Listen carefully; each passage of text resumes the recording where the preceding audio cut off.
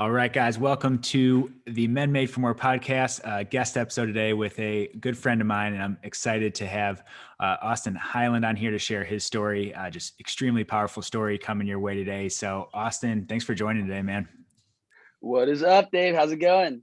Good, man. No, excited to have you on here, and I'm just excited to be excited for here. you to share the story. I know you've kind of started sharing it already on other podcasts and other platforms, and just I'm honored to have you on here to share it with our listeners. So before we get into the good stuff, why don't you just give a 60-second overview of if someone jumped on an elevator with you and you had 60 seconds to talk with them. Kind of who are you? What you're up to right now, and what are you excited about? Yeah, so my name is Austin Heiland. I live in San Diego, California. I actually own two insurance agencies in Temecula, California, which I love, and I'm super passionate about that because I went from working at Coca-Cola, selling sugary soft drinks to people, to at least selling something that people actually need, and it is a necessity in life. And yeah, but my real main kind of goal now, like on this earth, is I really want to help inspire, motivate other men and women going through seasons of suffering, whether it's depression, anxiety, chronic pain, and so forth. I want to be a voice of reason for them. Mm-hmm. Man, so good. I'm excited to see that. I've already seen the early stage of that progress, and I know there's just so much more of that to come. So let's get into, I want to kind of break down your story a little bit too. If we start, before, and we'll get into the CSF leaks that, eventually debilitated you in a lot of ways, but can you just Yeah. paint a picture of life, before all those Mhm. setbacks, before those things, of what that looked like Yeah. and what you're up to? Yeah. So, last year, 2020. So I mean, I know a lot of people, had a rough 2020. A lot of people died, lost family members, friends and so forth. But my 2020, it started out amazing. February 1st, I bought two farmers insurance agencies in Temecula, California. My relationship with my now fiance was amazing. I was, planning on proposing to her. I was in some of the best shape of my life. I thought I was stronger than I've ever been. I literally thought like I had everything. Like if you told me like my life, like I would say, it was perfect, honestly. And like I even started to get some one-on-one coaching with someone well, as well as Steve Weatherford, and it was just like I was on cloud nine. Like I bet, and I've kind of I grew up my whole life in like a Christian household, but I never really kind of had that relationship with God. I kind of like laughed at like organized religion, to be completely honest with you, and it just never really appealed to me because like my kind of view of just like the khaki wearing Christians that like this is not someone I wanted to be. Yeah. Yeah. Yeah, and that's and we've run into the same with our backgrounds. I know similar beliefs with that. Have actually like turned off from some of those more more organized sides of religion. But why don't you but before getting into some more of that, like what happened then? So life was going so well, things were great, things were just moving. What changed in 2020? Yeah, so I mean, so here's kind of just what happened, and here's kind of my story. And I'm sorry if I speak fast or anything like that, but just know it's all from passion. It's just I'm just excited kind of to share my testimony with everyone. So yeah, about around June 2020, like maybe like June 1st, I started getting like these like insane headaches. Basically just like the intense this like intense like pressure. I was throwing up every day. And I'm just going to read the definition of a cerebral spinal fluid, what it is, just so I can give the listeners a better understanding.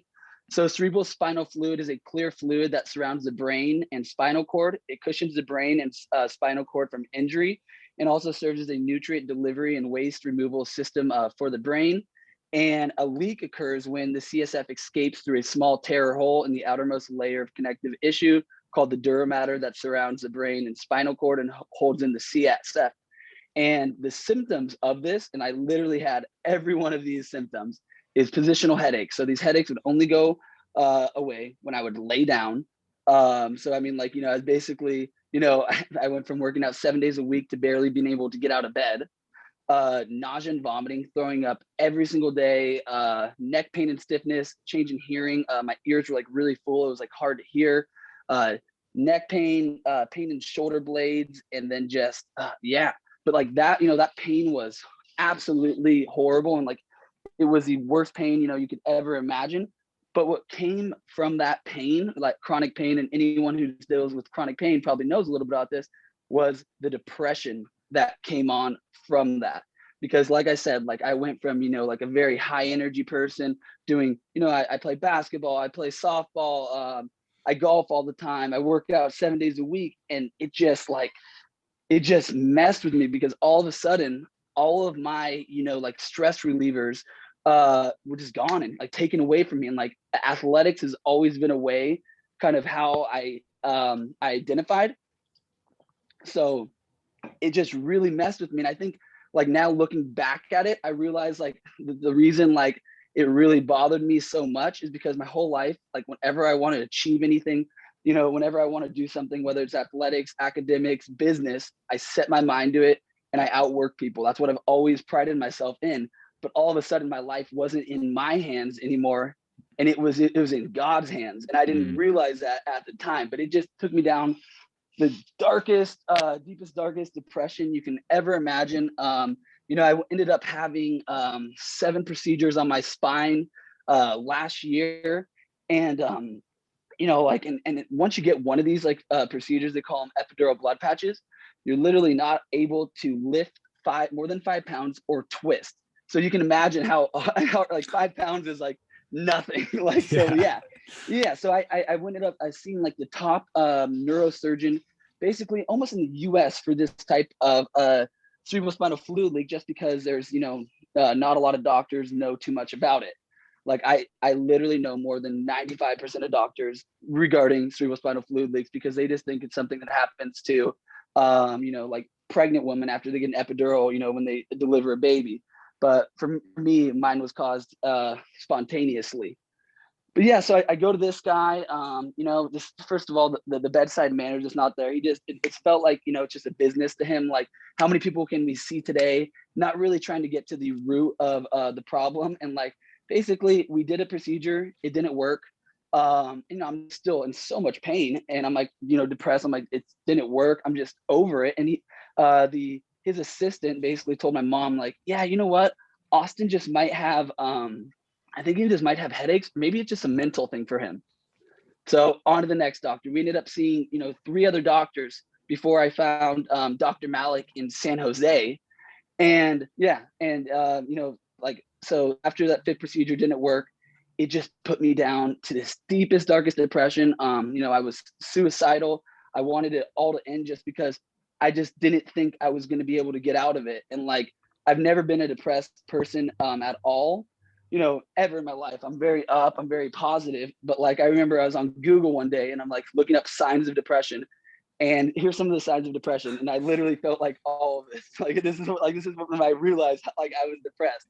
Feeling of sadness, fearfulness, emptiness or hopelessness, angry outbursts, irritabilities or frustrations, loss of interest or pleasure in most or normal activities such as sex, hobbies, or sports, tiredness and lack of energy, even with such a small task, anxiety, agitation, restlessness, feelings of worthlessness or guilt, fixating on past failures or self-blame, frequent reoccurrent thoughts of death, suicide thoughts, suicide attempts, or suicide.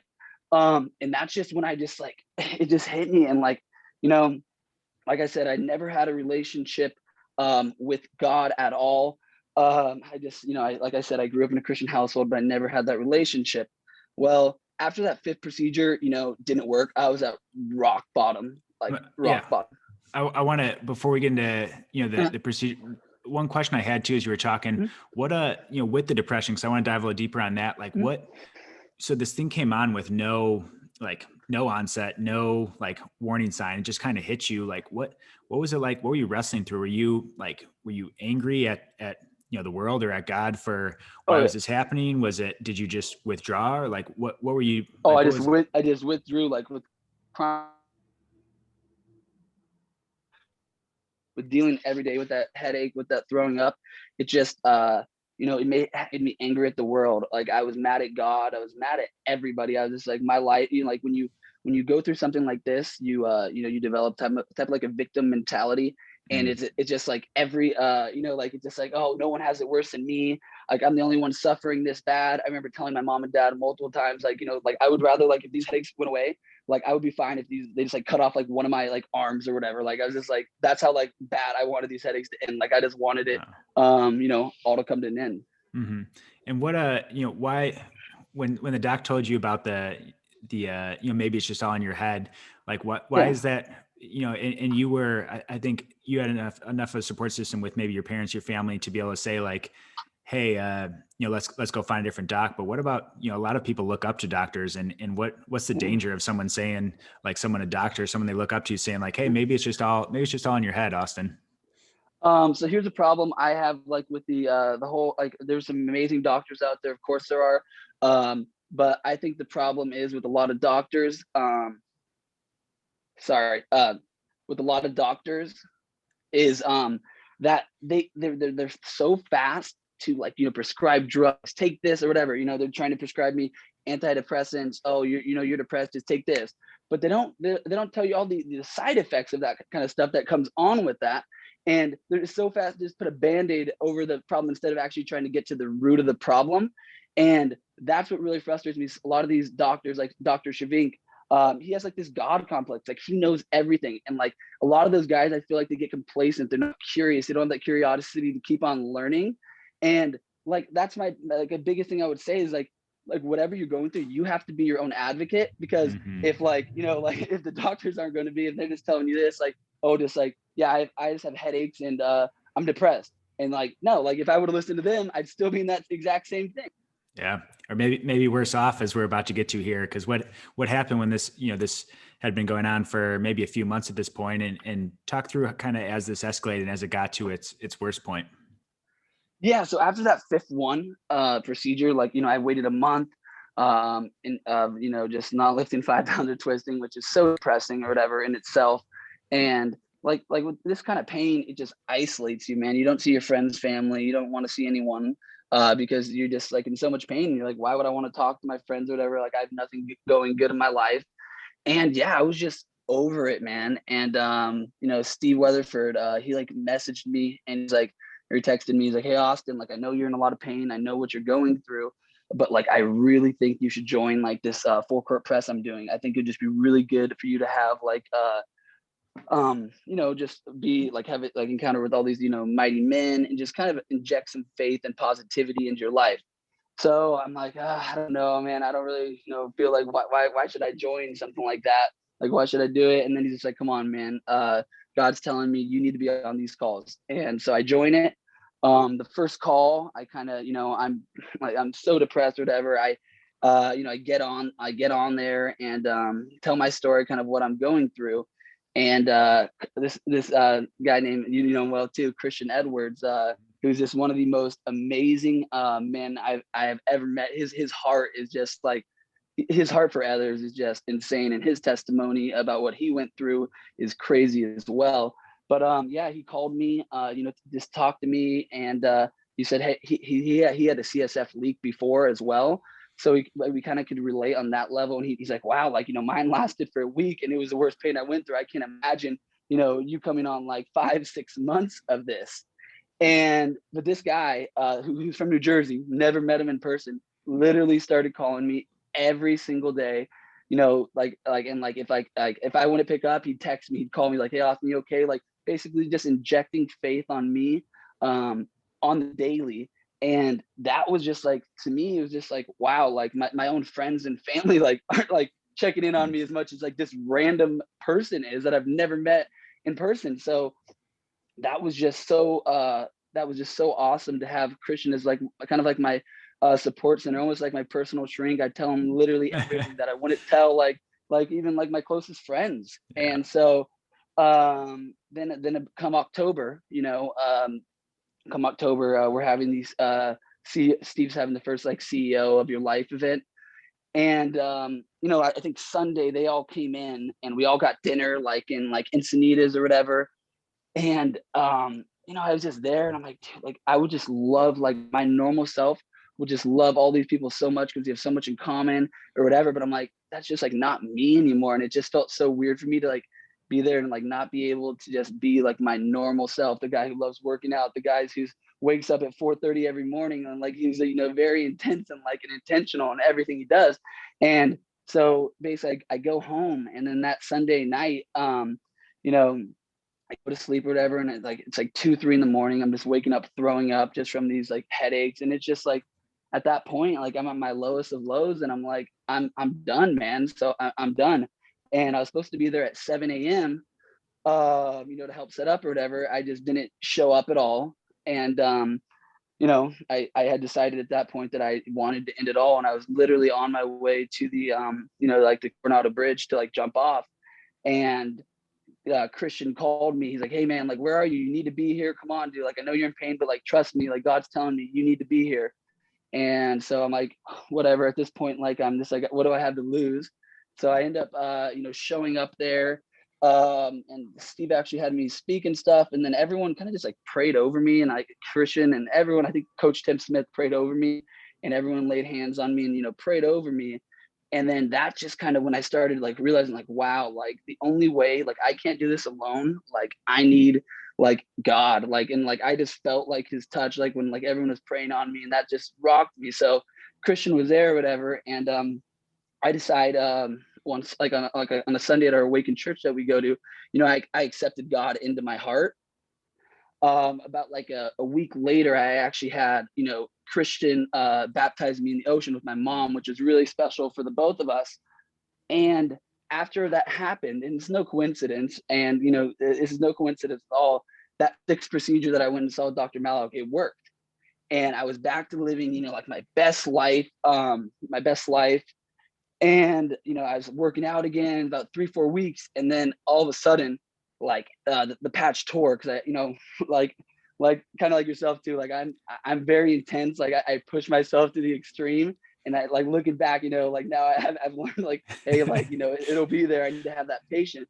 But Mm-hmm. like, you know, when that happened, I just kept praying. I just kept talking to Christian. I kept going to church or whatever. And the old me would have just been angry at God, would have given up. Like my mom, like always said, like when I was going through my suffering, she's like, honestly, Austin, you don't deserve to be healed, because when things are going good, you know, you're a Christian, you believe in God, all this kind of stuff. But when things are bad, you're like mad at the world, you're questioning God and everything. So after that, you know, sixth procedure, I go fly back out to San Jose. The seventh procedure worked, and that has been since December 15th. So I've been, you know, back to working out, doing all the things that I love. So, but yeah, but now that I kind of want to go into like, you know, the vision cards. Do you have any questions about that, or? First, man, that's just all so good too. And I like, it's so cool how, you know, God used someone like Christian, who our audience actually is going to be familiar with, because he's, I think when this podcast is launched, his podcast will also have been launched a week or two before. So cool to have you guys back to back on the podcast to see how you know, closely integrated that is. But just to be at that low point, and to, you know, have that hope injected and that faith injected back in, and the turn that it's taken in your life too. And, you know, I guess I'm just curious of, you know, with all those things of, you know, and I know we're getting into the vision card, and this might go hand in hand with what you're about to talk about, or it might be separate, but like, what do you think would have been missing if you didn't go through all these trials? Like if life from beginning of 2020 just carried on, and you kept doing all your great things, like your life externally might even look better, like in terms of more money, better health, better fitness. Like on the outside, it might have looked better, but what do you think the dangers would have been of that if you didn't go through No, this? I am, now that I've come out of it, and I see life through a lens of gratitude, and that everything happens for a reason, and that you grow through what you go through. Like, yeah, last year I might not have grown the way I wanted, like financially and physically, but mentally, emotionally, and spiritually, I am stronger than ever. And now, like with what I went through, I'm able to connect to people on a deeper level. I'm able to help inspire, motivate other people going through depression, because honestly, like if you haven't gone through depression, like you can't understand it. Because like, you know, I had a cousin who's depressed. I've had, you know, friends, and like I just didn't understand, like, oh, you're depressed, like, oh, just go, like, you know, work out or go see people or whatever. But like when, like, you know, you're going through that kind of stuff, you're so wrapped up in your own head, you don't see how like what you're doing affects your loved ones. You're so caught up in your own depression. And like, I literally, like, I'm a very social person. Like, like my fiance will tell you, like, I love everyone. I love people.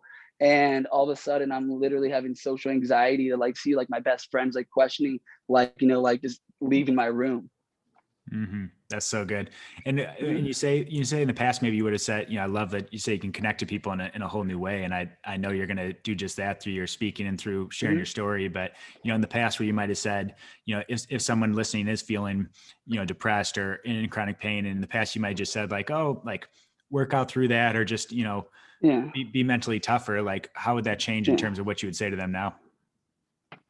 I would just say to them now that, it like it gets better. Like you might feel like the depression feels like you're in this hole and you just can't claw your way out.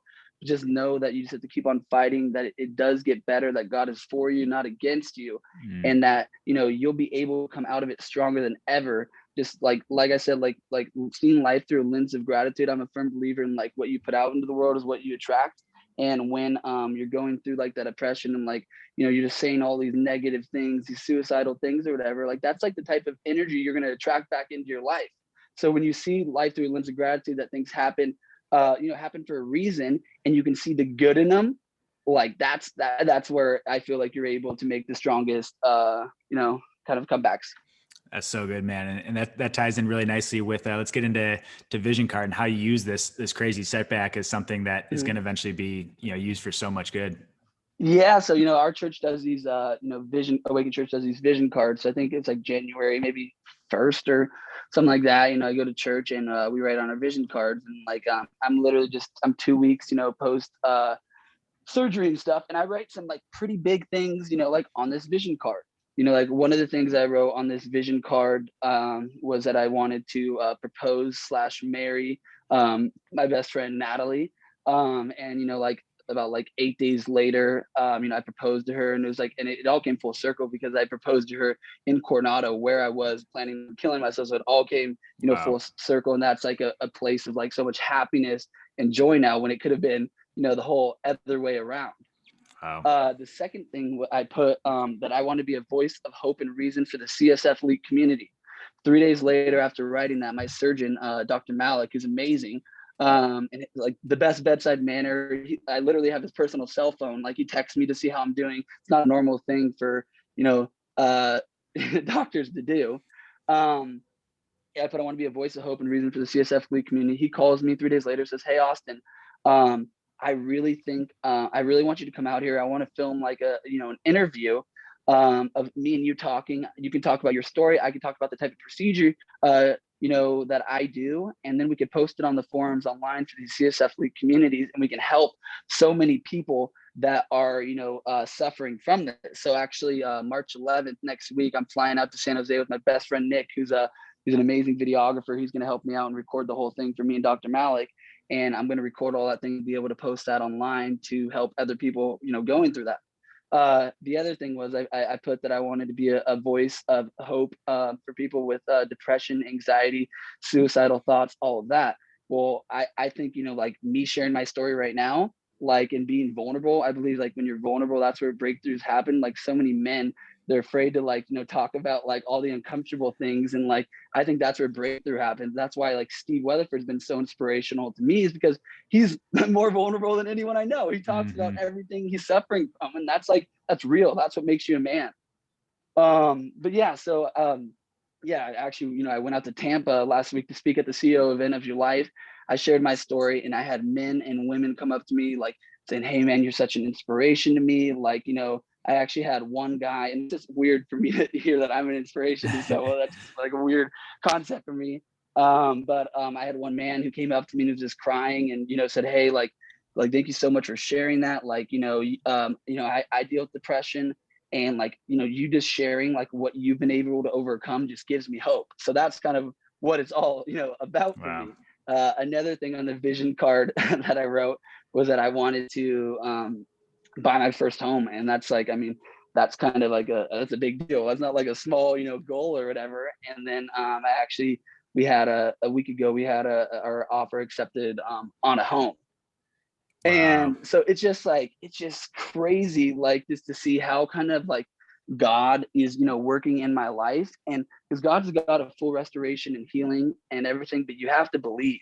And I mean, like you have to believe. And like, it wasn't until I surrendered myself to the Lord that I was able to, like, like kind of reap the benefits. Like Galatians 6:9 says, do not grow weary in doing good, because in due time you will reap a harvest. And I'm definitely, reaping a harvest now, but it's because all the glory is going to God. It's not me. I'm not doing this by myself. I'm Mhm. not in this alone. It's because my support system is God. It's Christian. It's my amazing fiance Natalie. It's my parents who were there every step of the way with me. That's the reason I'm here. So good, brother. Yeah, man, that's such a powerful testimony. And I know you kind of Mm. already spoke on it, but for you talk about how isolating depression is. Like, how how can you encourage someone to get around other similar similar people that are looking to that are on a different on a different trajectory? Like you said, you surround yourself with mighty men. Like, can you talk on the Yeah. importance of that and maybe how to get over that? Because I'm sure all you wanted to do was lay in bed and not go see Hmm. anyone. Like, how do you get Yeah. over that first step, that first hurdle? So like just to tie back, this is like literally the Bible verse that I'm literally gonna get tattooed like like on my arm right here, but like it was just so like important to me. Like this, like it's Romans 5:3-5. It says, let us rejoice in our suffering, because suffering produces perseverance, perseverance character, and character hope. And while you're going through a season of suffering, it's so easy to get caught up in like I'm the like that victim mentality I was telling you about, like I'm the only one who has it this bad, all of these, kind of things. But like when you come out of a season of suffering, you realizing that like, wow, like if that didn't happen, I wouldn't be the man I am today. I wouldn't be on your podcast right now sharing my, like testimony. And like I would have never accepted God in my heart. God knew that the only way he was be able Mm, to get to me was by putting me something through something like this. And the devil knew that like like my voice was going to be able to inspire and motivate so many other men, and by sharing my testimony bring people to God. And he tried everything in his power to like like make sure like I wasn't able to do that. hmm. So I think the biggest thing is just like whether it's like your friend group or just like the community, just surrounding yourself with like-minded individuals that are like after the same things like that you kind of want. So like that's what I love about like kind of the King's Council and all that kind of stuff now is like like even in my friend group, like they say, oh, like like me waking up at 4:30, me doing ice bath, me doing all these kind of crazy things is like my friends think, oh, like I'm just crazy. But like when I went like the King Council, like I'm not the craziest one there. And that's what's kind of awesome for me, is just people like doing all these crazy amazing things. Yeah, that's so true. Yeah, it makes you feel not normal, but like, it can feel, you feel like you're doing the wrong thing, even though it's like you can be doing these great things. But if you're the only one doing it and people are looking at you weird, it's like, maybe you tend to play small versus being able to play big and be around people Mm-hmm. that can stretch you even bigger than where you're at. And I love what Mm-hmm. you said too about how that was the only way that, you said how God could reach you was through something like that. And for other people, it's, for a lot of people listening, it's probably not going to directly be a CSF leak, but there's still going to be Yeah. people that are like breakup and, Yeah. businesses failing and doing other things that seem like the Yeah. biggest setbacks. And what you're, what Yeah. I gather from you, you're just, you're just dealing hope for those people of saying that like, hey, yes, it sucks right now, but it will get better. You will get through this. You will grow through this. And I just love you Mm. sharing that. Yeah, and then what I'd say to do, I mean, like adversity can either break you or cause you to, break records. And Mm-hmm. I'm gonna break records, but it's like all the glory is gonna go to God. Yes, yes, you are, Austin. Mhm. With all those, so as we start to wrap up here, so you got your vision card, you've already crushed about everything on there. Like, what's, Yeah. what are you, what's the struggle right now that you're dealing with in terms of like what's the rest of 21 have in store for you, and what are you working towards? Like I'm working to like, I mean, like anyone, like, money isn't, money isn't everything, but I like it like, what money provides is like kind of like that financial freedom so I can pursue all my passions that I want to do. So yeah, I'm going to be the number one farmers agent in San Diego and then California. So mine just building that team to grow my business and my vision. That's what I'm going to do for this year. I want to help inspire, motivate other women. I'm actually getting my personal training certification right now, because that's something I'm passionate about too, where I can help people physically, but also kind of help them with like the mindset things that it takes and the disciplines it takes to kind of be successful. So that's kind of, yeah, I just really want to help people. I love people. I want to help them, people, going through suffering. That's kind of what Mm-hmm. I'm passionate about. That's so good, man. As the insurance stuff, blows up, that's going to give you more time to be able to devote to some of that stuff too. And I know you're going to make such an impact. And man, I appreciate you coming on. I appreciate you sharing. Yeah. It's such a powerful story. I've heard it a few times and I still get goosebumps every time Yeah. hearing it. So I'm honored to have you on here and be able to share that with our listeners. As we wrap up, any parting words for, someone struggling with any of these things, depression, anxiety, chronic pain, and then, where people can reach out to you at if they're looking for any support? No, for sure. Yeah. So, I would just like to end it with this, to anyone who's listening right now, that's going through depression, suicidal thoughts, that has, anxiety, anything like that. Just know that everything in life happens for a reason, that you are going to come out of it stronger than ever, that you are not alone, to lean in on your family members, to lean in on your friends, to lean in on everyone, and just know that it's okay not to be okay, that it does get better. And to anyone out there listening that is suffering and doesn't have, someone like that in their life that they can lean on me. My name's Austin Heiland. My phone number is 760-405-7999. Just know that you are enough. Call or text me. I'm literally always here, for anyone out there who's going through suffering. Man, that's so good, brother. Appreciate you making yourself available for that too. And I know, if anyone is listening, take advantage of this mighty man right here that came onto our show, because he's been through the ringer, and you can tell just with your confidence, with your passion, with the transformation you've had. I'm thankful to have been a part of even just a small piece of that, and to see where you continue to grow. So awesome, man. I appreciate you, man, and thanks for coming on today and for sharing that. All right, sounds good. Love you, brother. You too, bro.